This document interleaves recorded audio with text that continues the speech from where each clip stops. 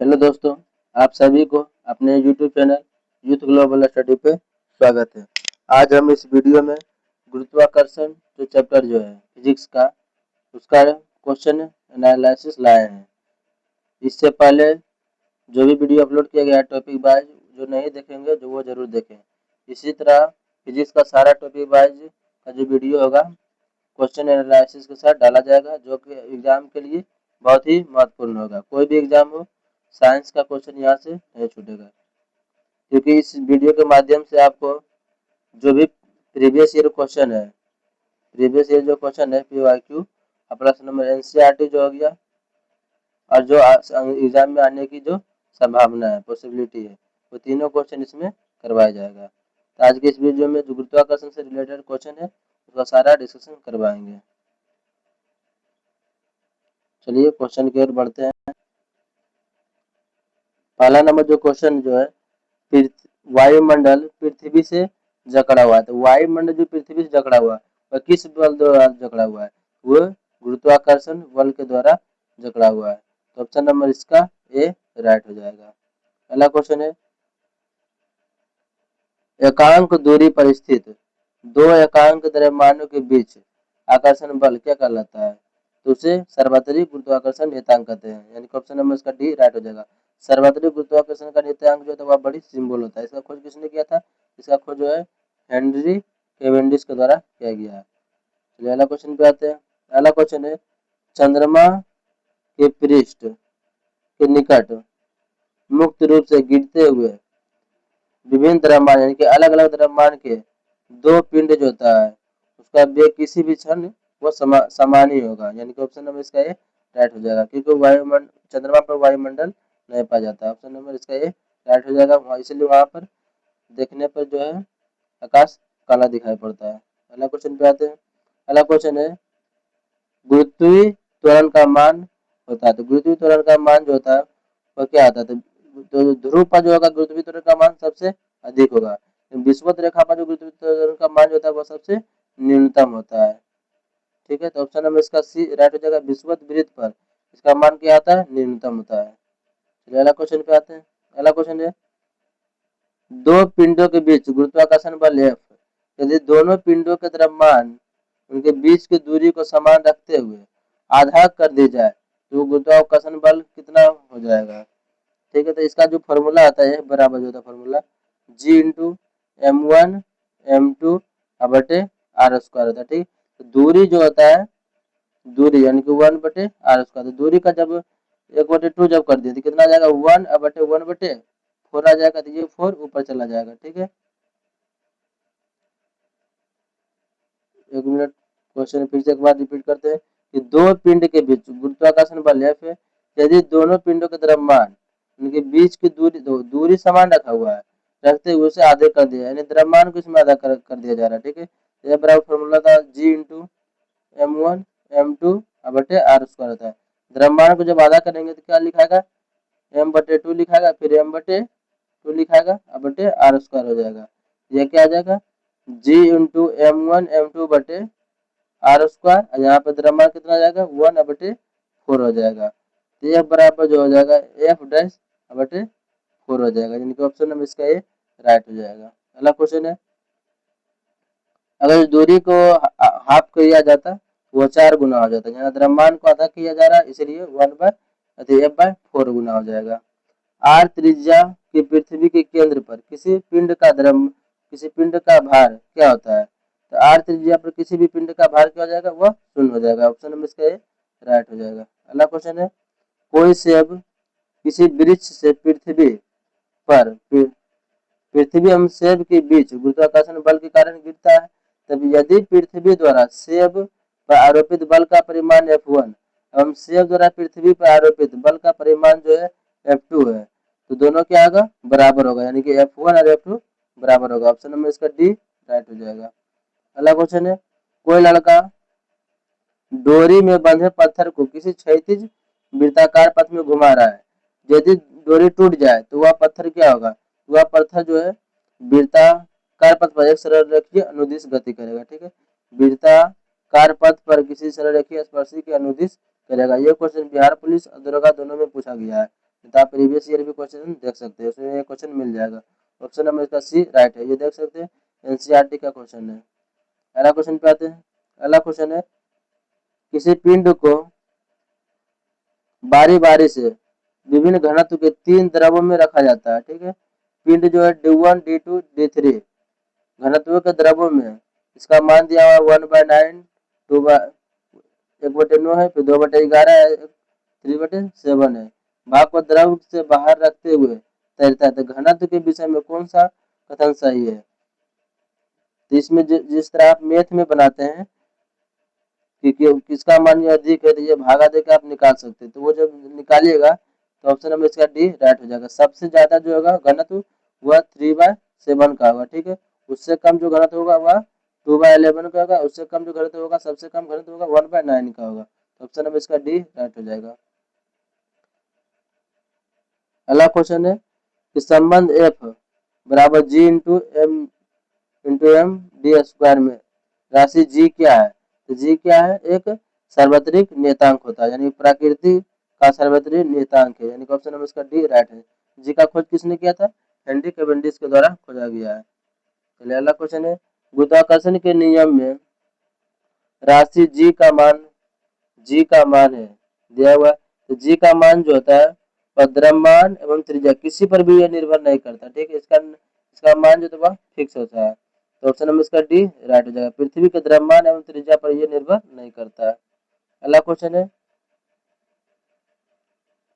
कि कोई लड़की 60 सेंटीमीटर लंबे, 40 सेंटीमीटर चौड़ा, 20 सेंटीमीटर ऊंचे किसी बक्सा पर 3 ढंग से खड़ी होती है। तो बक्सा द्वारा लगाया गया दाब जो होगा वह सबसे अधिकतम जो दाब जो होगा वह आधार चौड़ाई एवं ऊंचाई से जब बना होगा, तो उसका जो उसके द्वारा जो दाब लगेगा वह अधिक हो जाएगा। ऑप्शन नंबर इसका बी राइट होगा।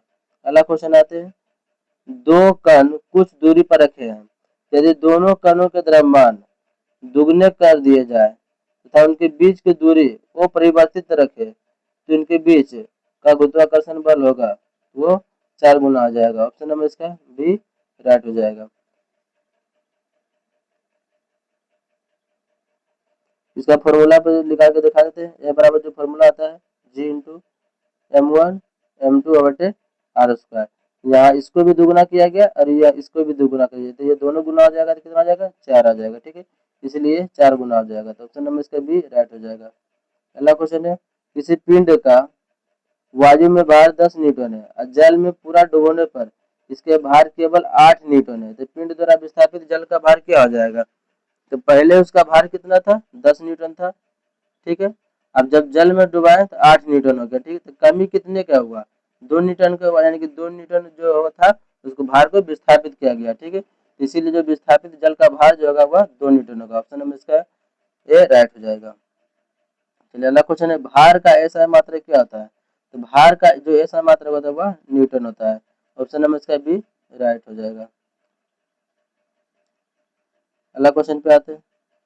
अगला क्वेश्चन है निम्नलिखित में से कौन सा कथन वो सत्य है, ठीक है।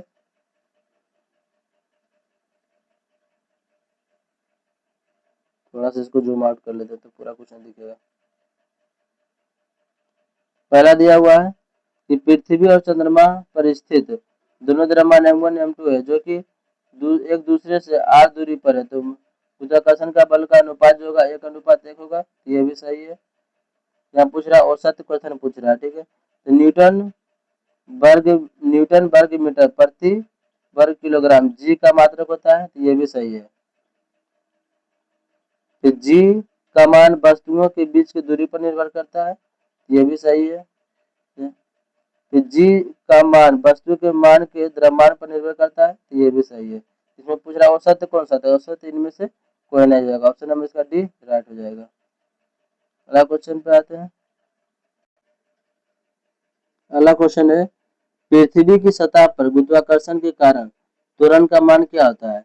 त्वरण का मान जो होता है वह 9.8 मीटर प्रति सेकंड स्क्वायर होता है, ठीक है। ऑप्शन नंबर इसका डी राइट हो जाएगा। अगला क्वेश्चन है विकल्पों में से उल्लिखित तथ्यों में से कौन सा गुरुत्वाकर्षण के सार्वभौमिक नियम द्वारा समझाया नहीं गया है? तो ग्रह के चारों सूर्य की गति जो है ये समझाया नहीं गया उसके द्वारा, ठीक है। ऑप्शन नंबर इसका बी राइट हो जाएगा। अगला क्वेश्चन है गुरुत्वाकर्षण नियतांक जी का मान कितना होता है? तो जी का जो मान जो होता है 6.6734 गुना 10⁻⁻11 न्यूटन मीटर स्क्वायर प्रति केजी स्क्वायर होता है। ठीक है, तो इसलिए ऑप्शन नंबर इसका डी राइट हो जाएगा। अगला क्वेश्चन पे आते हैं कि ब्रह्मांड में किन्हीं दो इकाइयों के बीच गुरुत्वाकर्षण बल डैश पर निर्भर नहीं करता है। किस पर वो निर्भर नहीं करता है? तो गुरुत्वाकर्षण बल जो होता है वो द्रव्यमान के योग पर निर्भर नहीं करता। ऑप्शन नंबर इसका डी राइट हो जाएगा। दूरी, गुरुत्वीय स्थिरांक और गुणनफल तीनों पर निर्भर करता है, द्रव्यमान के योग पर निर्भर नहीं करता है। चलिए अगला क्वेश्चन है दो वस्तुओं के बीच की दूरी को यदि 2 गुना कर दिया जाए तो उनके बीच बल पर क्या प्रभाव पड़ेगा?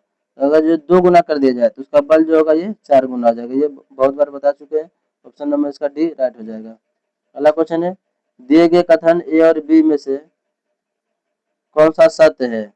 गुरुत्वाकर्षण बल क्या है? तो आइए देखते हैं क्या ऑप्शन को। तो पहला ऑप्शन दिया हुआ है कि दो वस्तुओं के द्रव्यमान के गुणनफल के सीधा अनुपातिक होता है, ये सही है। दो वस्तुओं के बीच की दूरी के वर्ग के सीधा अनुपातिक होता है, ये बिल्कुल गलत है। इसमें सिर्फ केवल यह सत्य होगा, अभी गलत होगा, यानी कि ऑप्शन नंबर इसका सी राइट हो जाएगा। देखिए फॉर्मूला क्या था, ए बराबर जो होता है जी इंटू m1 m2 बटे आर स्क्वायर होता है।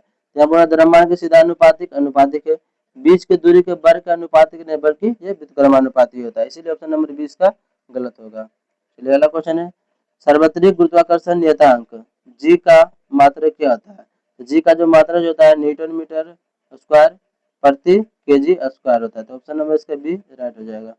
अगला क्वेश्चन है यदि धरती की घूमने की गति घूर्णन बढ़ा दी जाए तो भूमध्य रेखा पर पिंड का वजन क्या होगा? तो भूमध्य रेखा पर जो पिंड का जो वजन जो हो जाएगा वह घट जाएगा, यानी कि ऑप्शन नंबर इसका बी राइट हो जाएगा। अगला क्वेश्चन है ब्रह्मांड की प्रत्येक वस्तु एक बल के साथ प्रत्येक अन्य वस्तु को आकर्षित करती है, जो होता है तो वो क्या होता है? आइए ऑप्शन देखते हैं।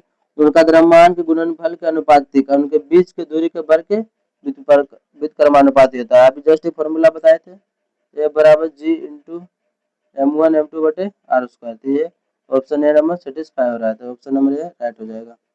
अगला क्वेश्चन है यदि दो वस्तुओं के द्रव्यमान को 3 गुना कर दिया जाए तो दोनों वस्तुओं के बीच बल कितना गुना हो जाएगा? इसी पर बैठा लीजिए, जी बराबर होता है formula F into m1 m2 बटे आर स्क्वायर, तो ये भी 3 गुना कर दिया जाए, ये भी 3 गुना कर दिया जाएगा, टोटल ये 9 गुना हो जाएगा, तो ऑप्शन नंबर इसका सी राइट हो जाएगा। अगला क्वेश्चन है गुरुत्वाकर्षण बल डैश वस्तुओं के बीच मौजूद होता है, परंतु इसे तब तक महसूस नहीं किया जा सकता जब तक कि वस्तुओं का द्रव्यमान बहुत अधिक हो, जैसे कि ग्राह में नहीं होता है। तो प्रत्येक और हर एक, यानी कि ऑप्शन नंबर इसका बी राइट हो जाएगा, यानी कि गुरुत्वाकर्षण बल प्रत्येक और हर एक वस्तुओं में मौजूद होता है, ठीक है, परंतु इसे तब तक महसूस नहीं किया जा सकता है जब तक कि वस्तुओं का द्रव्यमान बहुत अधिक जैसे कि ग्राह में नहीं होता है, ठीक है, तो ऑप्शन नंबर बी राइट हो जाएगा। अगला क्वेश्चन है कि निम्नलिखित में से गलत कथन को चुने, तो गलत कथन इसमें कौन सा है? पहला जो दिया हुआ है गुरुत्वीय त्वरण जी के पिंड के रूप में आकृति एवं द्रव्यमान पर निर्भर नहीं करता है, तो ये तो बिल्कुल सही है। गुरुत्वीय त्वरण जी ध्रुव पर अधिकतम होता है, तो ये भी सही है। भूमध्य रेखा पर न्यूनतम होता है जी का मान, ये भी सही है। यदि लिफ्ट किसी त्वरण से ऊपर की ओर जा रही है तो किसी पिंड का आभासी भार उसके वास्तविक भार से कम महसूस होता है, ये तो ये बिल्कुल ही सही है। ऑप्शन नंबर इसका सी राइट है, तो ऑप्शन नंबर इसका डी जो होगा वह राइट हो जाएगा। लेकिन ये जो पूछा ध्रुव पर गुरुत्वीय त्वरण अब भूमध्य रेखा पर, ये सब जो 3 ऑप्शन जो दिया ये गलत है। यहाँ पूछ रहा है कौन सा, इस क्वेश्चन में पूछा जा रहा है कि कौन सा कथन गलत है, तो ऑप्शन नंबर ए और बी और सी ये सही है, लेकिन डी नंबर जो गलत है, तो गलत पूछ रहा है तो ऑप्शन नंबर इसका डी राइट हो जाएगा। क्योंकि जब किसी लिफ्ट में त्वरण ऊपर की ओर जाती है तो आभासी भार जो होता है वास्तविक भार से अधिक महसूस होता है, लेकिन यहाँ पर क्या दिया हुआ है, कम दिया हुआ है, इसीलिए ऑप्शन नंबर डी गलत है, यानी कि ऑप्शन नंबर इसका डी सही है, क्योंकि यहाँ पर गलत क्वेश्चन पूछा जा रहा है। चलिए अगला क्वेश्चन पे आते हैं। अगला क्वेश्चन है निम्न में से कौन सा कथन और सत्य है? ये जो कि अभी सत्य और सत्य वाला बहुत सारा स्टेटमेंट बेस्ड क्वेश्चन पूछा जाता है एग्जाम में। आइए देखते हैं। पहला नंबर है कि जी का मान चंद्रमा पर पृथ्वी पर उसके मान के सभी मान एक समान होता है, ये सही है। जी का मान सभी जगह क्या था, एक समान होता है, जी का मान बदलता नहीं, यानी कि ये तो सही है। अगला है कि 1 मीटर दूरी पर रखे गए 2 kg वाले द्रव्यमानों के केंद्रों के मध्य गुरुत्वाकर्षण बल जो है वह 26.68 गुना 10⁻⁻11 है, तो ये भी सही है, यहाँ पे 11 होगा। अब बल दो वस्तुओं के मध्य दूरी के व्युत्क्रमानुपाती होता है, तो ये भी सही है। यहाँ पूछा जा रहा है क्या कि कौन सा औसत है, ठीक है। तो दो वस्तुओं के मध्य गुरुत्वाकर्षण बल उनके बीच की दूरी के आधा कर देने पर वह 2 गुना नहीं होता है, बल्कि ये 4 गुना हो जाता है आधा करने पर, ठीक है। तो इसीलिए ऑप्शन नंबर इसका डी गलत हो जाएगा। इसलिए पूछ रहा है कि कौन सा औसत है, तो ऑप्शन नंबर सी इसका सही हो जाएगा। अगला क्वेश्चन पे आते हैं। अगला क्वेश्चन है कि एक पत्थर को किसी स्प्रिंग तुला पर बांधा हुआ है, तो निम्नलिखित स्थितियों में से कौन सा स्प्रिंग तुला की रीडिंग में सबसे कम भार दिखाएगा।